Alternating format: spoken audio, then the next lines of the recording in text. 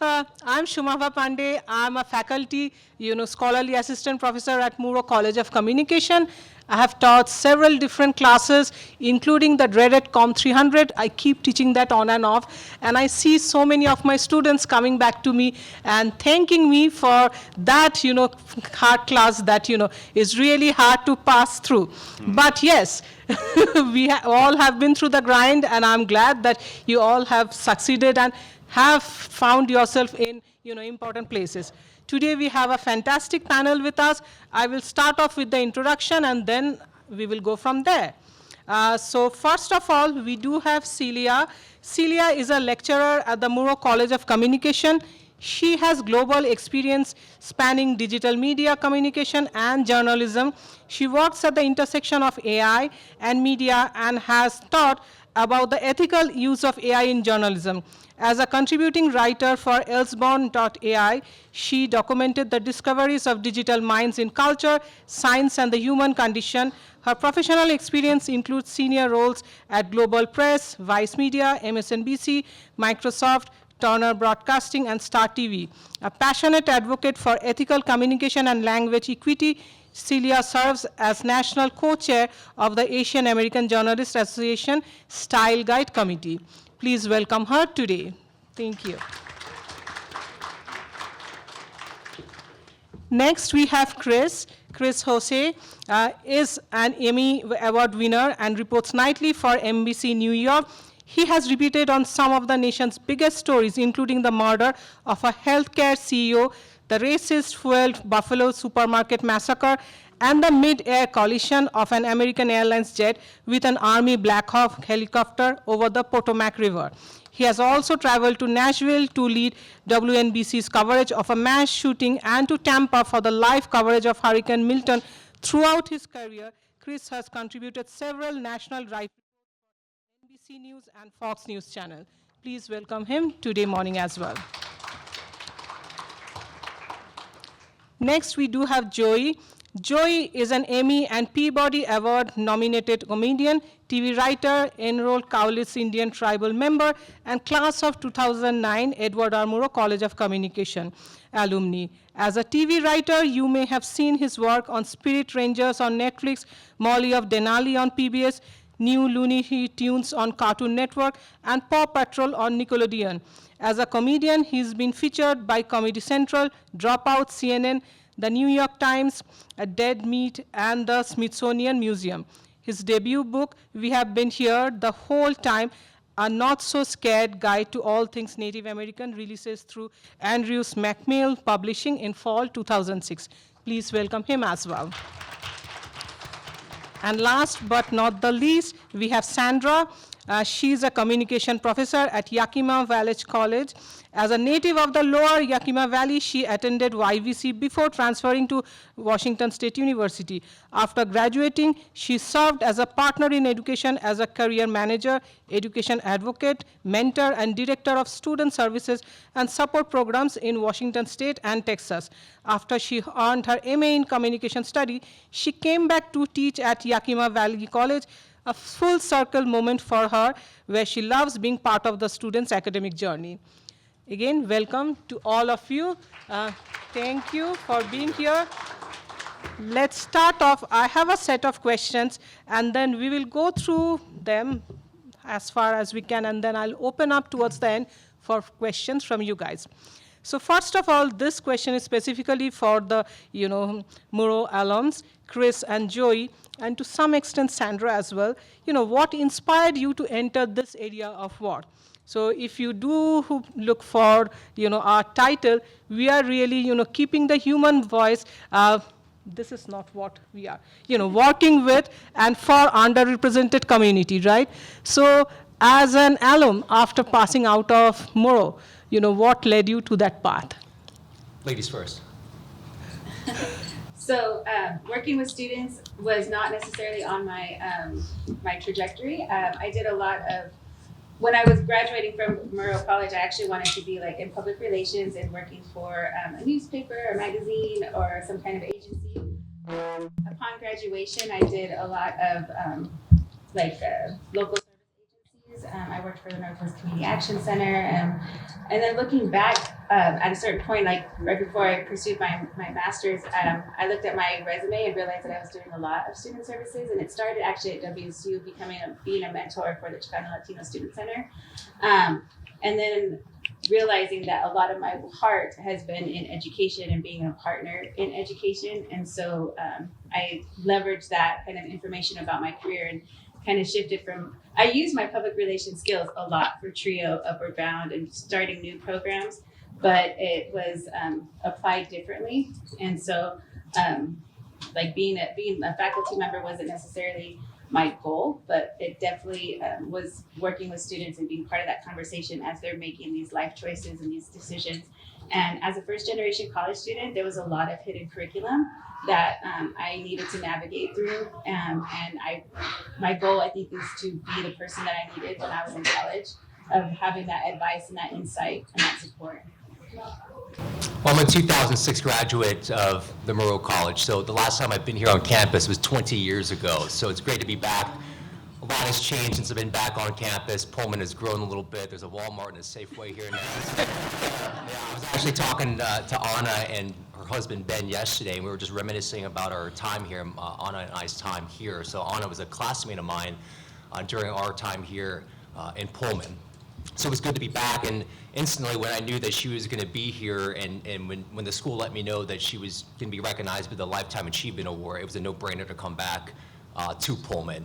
But journalism is in my blood. So my father was a photojournalist and a writer in the U.S. Navy.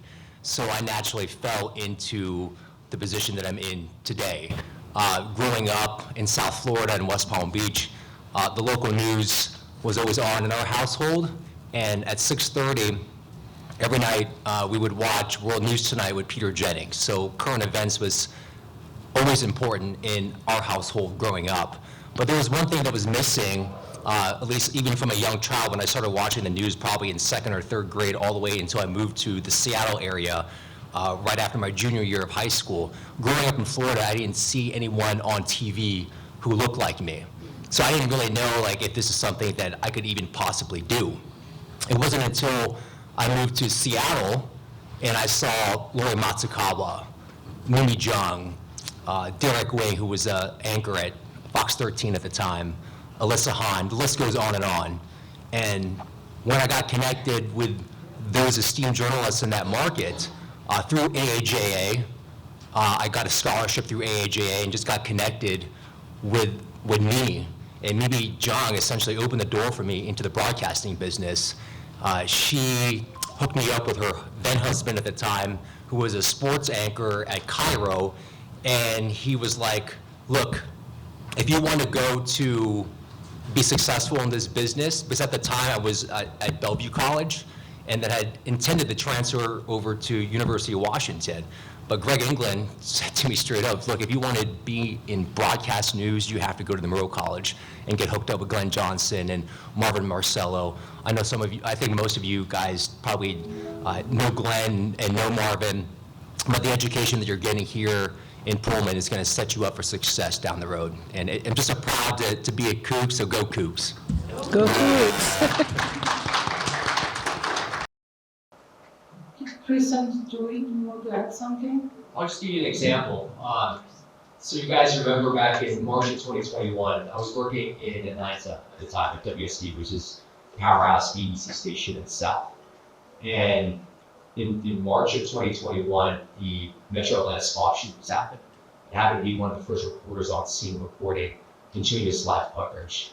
And just to give you some background about this, if you're not familiar with the story, there was a gunman who walked into a spot in Cherokee County, gunned down 4 people over there, went down, drove 30 miles south to Atlanta, the city limits, and walked into another 2 spots and gunned down another 4 people. 6 of the victims, but 6 to 8 victims were women of Asian descent. And obviously when you're doing live coverage, your continuous live coverage, you're trying to figure out who the shooter is, there's manhunt going on, etc. But fast forward, you go to day 2, you're trying to keep the story alive because it's a big mass shooting that just occurred. Day 2, we're learning more about the suspect of this case. There's a press conference that happens, and during this press conference, it's revealed that the gunman in this case said that he had a bad day. He had a bad day. That's what the words that he said. And that he went into these spas owned by Asian women to kill his sex addiction because he had a pornography addiction and he wanted to take it out on these so-called sex workers. Very dangerous language. Obviously, we had to report what was going on in that press conference, and essentially, I mean, you're re-victimizing these women who just lost their lives. The third day in our newsroom, and this is where things get heated, and this is why language is important and why having diverse newsrooms is important. On the third day of coverage, we have an editorial meeting like we do every morning, trying to figure out what angles of the story are we going to tackle for that day. At first, we wanted to partner up with the Atlanta Journal-Constitution and do a story, an investigative report on the history of these spas and how maybe these are sex workers that are working here. But Sophia Choi and I, who are the only Asian Americans in this newsroom, by the way, had to raise our hands and say, wait a minute, we're just now learning more about the victims, just learning more about the suspect in this case, and we really want to go into the history of these spas because you all think that there was some sort of prostitution going on based on what a killer just said, because he said that he wanted to kill his sex addiction. We had to raise our hands and say, wait a minute, I think that's doing more damage than any good. But how ethical is that? Like the bodies are not even in the ground yet. This is the angle that we want to take. So, I mean, that takes tremendous courage to do because our executive producer was pushing this story, our news director was pushing this story, our general manager was pushing this story. So, you know, obviously trust is earned, the respect is earned in the newsroom by the work that you do, but that's why it's so important to have. So I write jokes for a living, but in my day job, something that I'm so focused on is the power of representation in the stories that I tell. You know, growing up on the Tulalip Res, I went to tribal-run schools. I just experienced being Native, surrounded by other Native people all day. So to me, the Native experience was not like a weird or unusual thing. And then honestly, when I attended WSU, I remember my first year on campus, I was talking to a freshman and I just mentioned that I'm Native, and he immediately asked me the most insane questions that you can possibly imagine. Were you born in a teepee? Did your reservation have electricity growing up? Do you have magic powers like Pocahontas from the Disney movie? And this person was not asking these questions from a place of like malice. They just truly did not know better. And that really illuminated for me this huge knowledge gap when it comes to Native American history and non-natives. There was a research study that came out recently that showed that 87% of US schools don't teach Native history after 1900, which basically boils down to after the Wounded Knee Massacre, we just disappeared like Force ghosts from Star Wars, I guess. And you can laugh at that, it's okay.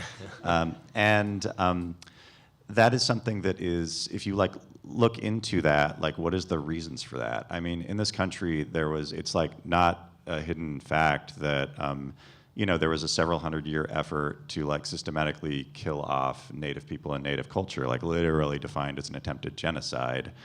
And that extends to things like representation. If Native people are constantly being labeled as savages in the media, what does that say to a Native kid who's trying to figure out what he wants to do with his life? If the only representation that you see as a Native person is like a red-faced mascot and an NFL team that up until 5 years ago was named after a slur referring to our genocide, like what as a Native kid is that gonna make you feel about your future and even your ability to exist in the present? So for me, like representation is such an important thing because of our history of bad representation, like suicides among Native youth are some of the highest in the nation. Like Native students have historically low high school enrollment or high school graduation and college enrollment.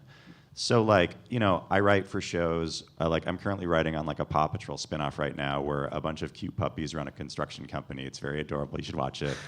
And for me, it was like so important to push for there to be like an authentic, dorky Native dad character who like felt like the kind of person that any kid would like see on a res, so that Native kids on reses are seeing more than just weird sports mascots and characters like them being shot in the back by John Wayne. So they're seeing contemporary people that like look like and feel like them to hopefully give them the permission to like picture a future where they can be prosperous and successful. Thank you, everybody. So my next question is, what are the biggest challenges you are facing right now in communicating effectively with and for underrepresented communities? It's for anybody who would like to volunteer to go first. I'll go. Sure, Okay. yes. Alrighty. Okay, so I think some of the biggest challenges that are facing us in this field is really just the lack of storytellers in our communities, right? And outlets for storytellers. And so I encourage everyone here, you know, you don't have to be, you don't need permission from a company or organization to tell your stories. Right now, you know, you have all the tools, right? Start a Substack, do a YouTube channel, right? And tell the stories that you feel are important. And so I think that is one of the way to confront this challenge of the lack of outlets, the diminishing news outlets. One of the things that I think is really important in terms of to be a community storyteller is being embedded in the community, right? And when I talk about communities, I'm talking about not just racial community, defined by race, but also by other demographics such as rural communities, which are really missing storytellers. So one of the best efforts that I have seen is coming out of this school, in fact, where there are going to be 39 news fellows, right? Murrow fellows placed in each of the 39 counties in Washington state, right? That is huge. And so, round of applause for that, please. This is your school, this is our school putting our money where our mouth is, right? In terms of this commitment to storytelling, and in particular to those communities where stories need to be told and need to be amplified. So I think that's how we meet this challenge by placing people, not by replacing them with AI-generated stories. Well, you guys all have a phone, right? So you guys are all on TikTok and Instagram, so you're doing this stuff a lot better than I am, quite frankly. I'm relying on 20-something production assistants and interns to teach me social media. So shout out to you guys. You guys are already doing the work, so you guys can go out into these communities today and tell those stories if those stories is something that you're interested in, and those stories are important to tell. Because obviously in a newscast, for me, I do the 11 p.m. newscast. It's a 30-minute show. You put commercial breaks in there. It's probably only about 20 minutes long, and there's so many stories that we're trying to cover, especially in New York City. So there is that space on social and on digital and on streaming, which I think NBC is doing a really good job of showcasing underrepresented communities. But personally, the biggest challenge that I'm having out in the field right now is that people are afraid.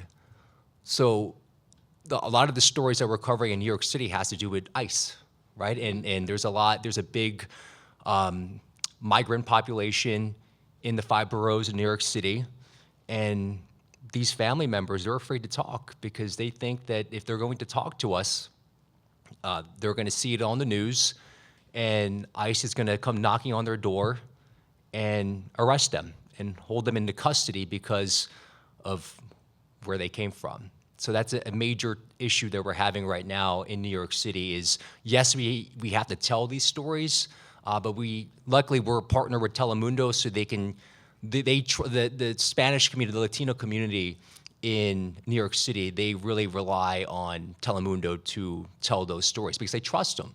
Telemundo is in their communities, they're telling their stories, and luckily with our partnership with NBC and Telemundo, we're able to successfully tell those stories and not identify these families who are afraid of being deported because of their status in the United States. So that's a big issue that we're facing right now. So two things I wanted to add to that. I think that for sure, definitely to everything that you just said, I think that everything that I described about being very vocal about my identity and having that be such a key part of my work, I didn't start like that. I moved to LA and wrote sketch comedy videos about Spider-Man. It was after probably like 5 or 6 years of being in Los Angeles and working just as kind of a journeyman comedy writer for different TV shows and things, that I started to realize that there weren't really a lot of other Native folks in sort of the rooms that I was in. So I started small. I just put my tribal affiliation in my bio. And I think that to me, like, visibility is like so important. To see people like you in these positions and doing these things. Don't be afraid to be proud and vocal about who you are and what you are. That does not mean that that has to be your entire identity. I don't know. I also like Garfield and pro wrestling. We all contain multitudes, but I think it's important to be visible. And then if you want to tell stories from the perspective of the communities that you're a part of, make sure that you're talking to other people in those communities too. Like I wrote on a show called Spirit Rangers on Netflix that was the first kids show in the history of U.S. animation created by a Native person, the genius Shumash TV writer Chris Valencia, with an all-Native writers' room that I was a part of. And we included Cowlitz characters, our language, and for, different versions of our legends in the show. And we did that because I got the official blessing of my tribe to do that, and we worked like hand in hand with them every step of the way. So whenever I'm telling Native stories or like stories from like a Native perspective, I'm always talking to other Native folks about just like, hey, does this feel like, is this too spicy? Or like, oh, is this what we as a community want to be saying? I think it's useful to have people that you can kind of check in with just to make sure that you're like, I always like to think about it as like telling these stories the right way and including the right people in these stories. And then if you're not a part of these communities and you're in journalism, but you want to tell stories about these communities, like consult with these communities, like exactly what Chris said earlier about like people that are a part of these communities are going to have more of a nuanced take about like the questions you want to ask than you if you're not part of these communities. So don't act like you are the arbiter of a community that you're not a part of. Like, try to kind of become a part of that community and genuinely try to serve that community and what their needs are. Ask questions, make friends with people. Don't be afraid to send kind of check-in text messages if you have a story or an idea before you go to print, just to make sure that you are telling it from an authentic place and not looking like a jerk in the process. Yeah, that kind of brings back to my last question. What skills or qualities would you suggest to the future professional that they can need or they can use to thrive in future for, working with this underrepresented communities? You already touched on that, Joey. How about the rest of you? One word of wisdom or couple of words of wisdom for the future alums. Don't be afraid. It takes tremendous courage to do this job. And you have to stand up. Look, people make mistakes. Your newsroom managers, they have a certain vision on a story, but you as the reporter out in the field talking to these communities, you have to raise your hand and speak up when something is wrong. So I'll go back to that example back in Atlanta. Thankfully, because Sophia Choi and I raised our hands, and through the help of AAJA, our general manager and our news director, executive producer, decided not to go with that story that we were talking about earlier. The other outlets did, but we felt ethically we made the right move because we had that conversation. So don't be afraid to speak up and be yourself. Be proud of who you are. I think aligned with that of like finding your identity and knowing who you are and being yourself, you are still in the very, beginning parts of identity development, right? And trying to figure out who you are and what that big question is.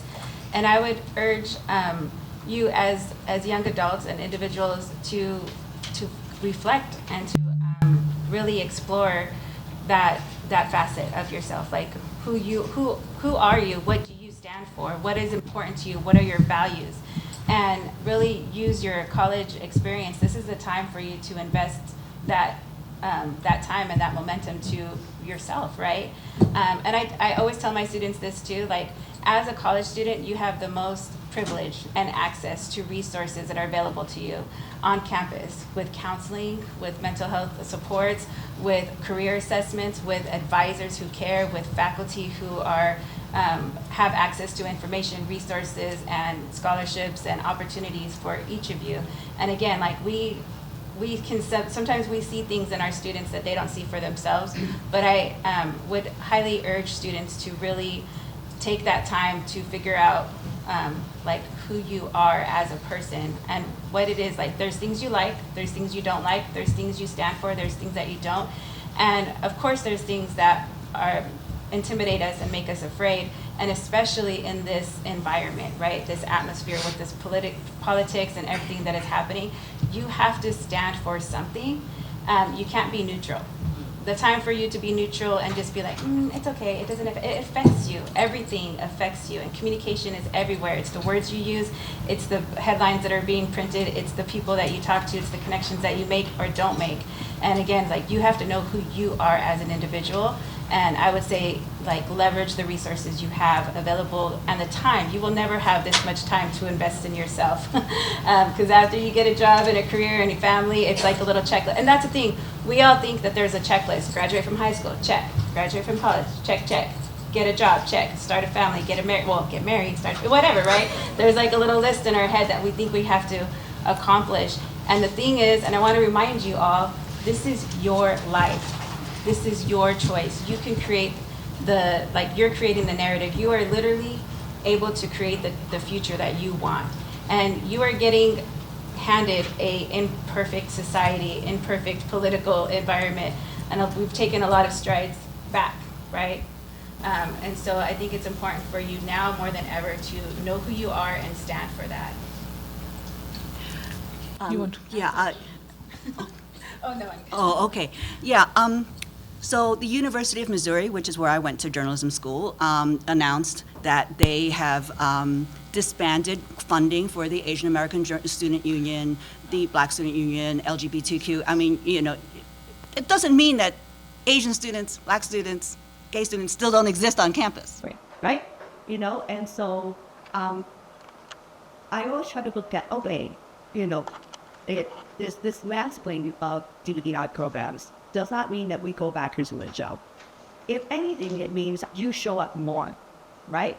And I look at it as an opportunity to say, okay, if DEI was a bit of the echo chamber, now the echo chamber is gone. And now I'm going to enter the maze. And I'm going to continue to show up, which is what we need you all to do, is to show up, to listen to that empathy that you've done. That is this is what we all have as storytellers, is human empathy. It doesn't matter what race, gender, it's not etc. We all have empathy for each other's stories. And so, I look at these things as a talent that we can rise to, but we need to continue to show. Just want to have the shortest tag on that. I remember what it was like to be a college student. Figuring out your identity is tough. Like, don't feel pressured to figure it out right this second. Like, I feel like I wasn't comfortable in my skin until I was like 36. So it's like you have permission to you don't have to figure it out in this panel. You can go home, sleep on it. Tomorrow you can look in the mirror and be like, this is what I am. But it's okay to take a beat. I hope that was not. Okay, we have about 13 minutes left. I would like to open it up for questions. Can I just tell them? Yes, just a minute. Yeah, Oh, go okay. ahead, announce. Yeah. Oh, okay. Celia fine. had some announcement. So I'm going to pass this around. So this is basically a list of resources.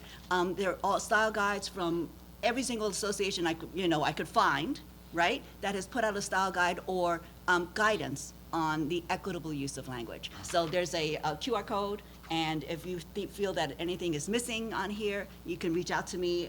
My email is down here below. I purposely did not link as I went to the, you will notice here, there's a Michigan State University School of Journalism's Bias Busters Guides discontinued. I left that in here because I want you, because this is a reminder, right? Of what, even though it's discontinued, doesn't matter. We will still continue to report and show up. So I'm going to pass this around, okay? So, thank Wait, you. if we're promoting stuff, I should say I have a book coming out in October. It's a comedy book about Native history. I have bookmarks. Ask me for one. I'll give it to you for free. Yes, please.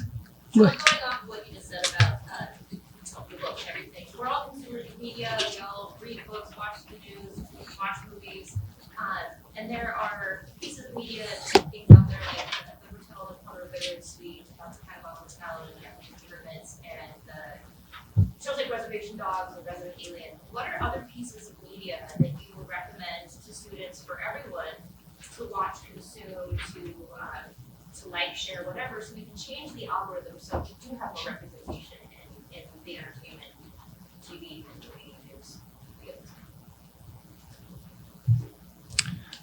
Yeah, for sure. For Native stuff, specifically for news, I would look at ICT, Indian Country Today, is kind of the main outlet for news for Indian country. They have really great unbiased takes on things that are happening in Native spaces. For media, yeah, definitely like shout out to Reservation Dogs, Spirit Rangers, and Molly of Denali, shows that I worked on.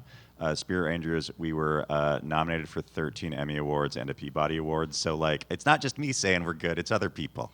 As far as movies goes, this is going to be a little bit of a weird take, but if you want to just watch a movie featuring Native characters that at the end you say to yourself, hell yeah, watch the movie Prey. It's a prequel in the Predator universe. It's very legit in its representation of the Comanche people, and it features Amber Midthunder murdering the Predator, that horror movie monster. So it's real cool and good. Check it out. And then for books, I guess my book, We've Been Here the Whole Time, is a good thing to check out in October. Other books would be like There by Tommy Orange, Braiding Sweetgrass. There's a lot of really great stuff happening in Native spaces. Like over the past 5 years, we've had this really great bloom in the Native storytelling movement of folks being able to tell their authentic stories in mainstream spaces. Yeah, go ahead. You guys talked about using the words and accuracy very well, but I feel like recently a lot of things have been censored. So what do you do when you want to tell something, you want it to be accurate, but you're getting pushed back on that? How do you handle that situation? That's a great Censored in what way? What do you mean? Like, I feel like recently a lot of news outlets are either being told not to, say that, or you'll see news from one place that has a completely different headline from another. It doesn't feel connected, even though it's the same story. So clearly one is being censored and one is being told to say something different. So when you're told maybe not to be as accurate, what do you do? That's not happening in our newsroom. So, I mean, I'm not sure which outlets that you're watching or which social media influencers that you're currently watching, but there's a editorial standards that NBC follows. So obviously you have your cable outlets, your traditional cable outlets, CNN, MS Now, Fox News Channel, of course there's Newsmax and all that. So they're gonna have their own spin and their own take on whatever is going on in the political climate today. But as far as covering local news in New York City, no one's censoring what I'm reporting on the news. I'm covering NYPD, and I can assure you that my news director or my executive producer or my managing editor isn't saying, hey, you can't report it that way because of X, Y, and Z. So, that is a story. Really, I mean, that's a First Amendment issue. If that's happening, you've got a story on your hands, and I would write about it. Yes, please. My name is Rose. So nice to see someone up there. I'm a first generation student, and I come from a U.S. immigrant family. And just recently, I am very proud of my culture. Not recently, but I've always been proud of my culture, and I make sure anyone that knows me, they know that. I'm very vocal about it. You guys kind of already touched on this, but what would be your guys' best advice for someone like myself to continue to show up in spaces that were never meant for people, that were never meant for people of different backgrounds, different ethnicities, races, etc. Like, what would you say for people? What would be your best advice to people to continue to show up, to continue to be proud of who they are and stand up? So the short version of my answer is going to be do it proudly. And then the second part, often I find myself oftentimes being the first native to meet with a particular production company or to write on a particular show or anything like that. And I always try to step into those spaces wanting there to be a second and a third and a fourth native professional that gets those opportunities. So to me, that means like show up on time, get a haircut beforehand, be researched and studied, like understand, and this is like a lot of weight on your shoulders for sure, but it's like, you know, understand that oftentimes in those cases, if you're the first of your people in a room, you're not just representing you, you're kind of representing your community. So like, kind of go in with that level of swagger, determination, and use that to motivate you to like just kick ass, you know? Yeah, I would agree with that, like, I'm not the eldest daughter, but I'm the only daughter, which in Latino households means I'm the family manager, and I have to represent and have to organize and put together all the events because my brothers don't, right? So that's just how it is in our culture. But I do, when I walk into a room, I have to think like, I'm not here just for myself. I'm like representing my students, my other colleagues that maybe can't make that meeting. And I think that for me, when I was saying that, like there was qualities about myself that I was blind to, like I didn't know I was an advocate until I was like put in that position that I had to advocate for others, right? And so I was like, yeah, I need to speak up and I need to call this out, because if I don't, then we're gonna end this meeting, this conversation's never gonna be addressed. And that is, I mean, I feel like as a Latina, as a, you know, the eldest daughter, it's like I kind of carry that burden already. And so, yeah, you're representing for others who maybe aren't at that table. And if they don't have you at that table, or if they don't have people representing that particular group, then those conversations aren't happening, and they're making decisions about us without us, right? Yeah. And that is how it is. And again, like when I was at Wenatchee Valley College, I was the trio director, and I remember feeling like I felt like a young director at that time. I was like 37, so you know, whatever. But I had never been in that role, and I remember feeling like, are we gonna like check in with supervisors? Like, is there somebody? We were the people making decisions whether or not like the campus was going to be open for COVID and how we were going to address that. And I was looking for like guidance, and then I realized I was the guidance. Like I was the person that they were looking to, and I was like not only supervising my group but the students, and like making these decisions with the president. And it's kind of like, whoa, right? Like you think about that, but yeah, you kind of just embrace it. You lean into it. We're adaptable. We are powerful. We have our strengths and our like. I got my advocacy streak, I think, during the pandemic, making those kind of decisions. So you just lean into it, you know. I would also add that, you know, every National Association of Hispanic Journalists, Asian American Journalists Association, Black, you know, et cetera, they all have student memberships, right? You know, so you can join, and I'd really encourage that, you know. I don't know, Murrow maybe could cut a deal, right? You know, but I would strongly encourage you to join these associations. They exist to support you, you know, so. Yeah, Jasmine. This is kind of a follow-up to Sandra, your response about journaling. I think obviously one of the main tenets of journaling is to appear objective and what we talk about. However, with there being so many social issues and things that people are passionate about, and perhaps them, their loved ones, not to mention the rise of social media and the ability to like share your thoughts and get information from different places, I think younger journalists especially struggle with feeling like they can't help or take a stand or donate money, etc., because they don't work in a profession that's necessarily encouraged. Do you think it's possible to balance these feelings while being a journalist, or do you think it's just a sacrifice of the job? I think there's a lot of nuances to this, and the industry and audience feelings have changed over time. What do you think of the new things? Not in any of Yeah, I mean, I'm not necessarily a journalist, but I'm representing for my students and who I work with, and yeah, there's some times where we might remain quiet or silent in some to remain objective. I mean, it was really hard in classes to not talk about the politics that is going on, even though the majority of my students are Hispanic. They are experienced this, but I'm trying to remain like, okay, well, there's government stuff and just trying to, but again, also giving them the tools to be able to navigate those conversations and be objective.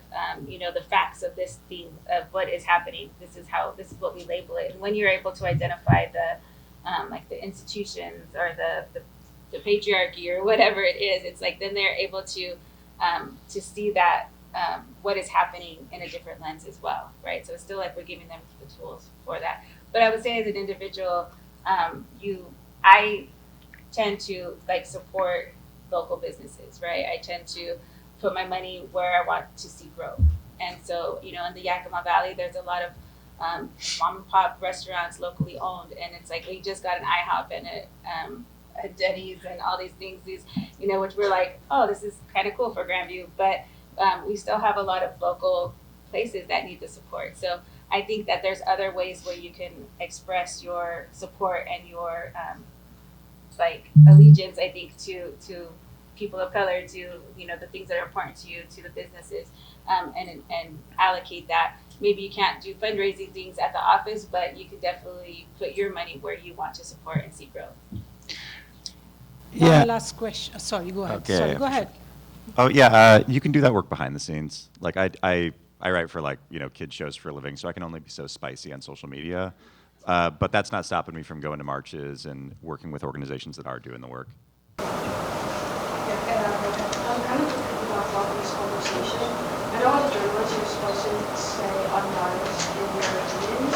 I know there's ways that people need to kind of still share my opinion without having to stare. In what ways are you guys looking at stories or telling stories, because maybe this is for you, that shares what you believe in with also still being ethical? We always follow the facts, number one. That's the most important thing. As a reporter on the street, though, look, I'm not covering a lot of political issues in New York City. I'm mostly on the crime beat, so my take on maybe your question is going to be a little bit different. I'm not paid to give my opinion. I'm paid to ask questions. So whatever my political beliefs are, I'm not sharing that on the air. Sure, I'm myself when I'm on the air, I'm representing a community, but I'm not giving, look, we're covering ICE right now. We cover ICE raids almost daily in New York City because a lot of the arrests that are happening right now, these are lawful US citizens. We are just following the facts and reporting that story.